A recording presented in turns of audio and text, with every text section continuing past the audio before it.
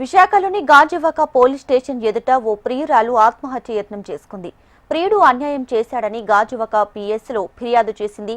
అయితే ఫిర్యాదు చేసిన పోలీసులు పట్టించుకోవడం లేదంటూ ఆత్మహత్య యత్నానికి పాల్పడింది. బాధితురాలని పోలీసులు హాస్పిటల్కు తరలించారు. తనకు న్యాయం చేయాలని అధికారులను బాధితురాలు కోరింది.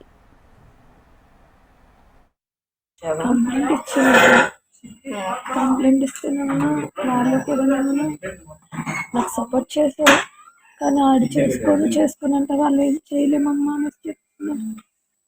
ఎఫ్ఐఆర్ ఫైల్ చేయలేదు. లేదు, ఇంకా చేయలేదు. కంప్లైంట్ నుంచి ఒక 15 days 16 days ఎబోషన్ అబ్బాయి 2 times చేయించాడక్క.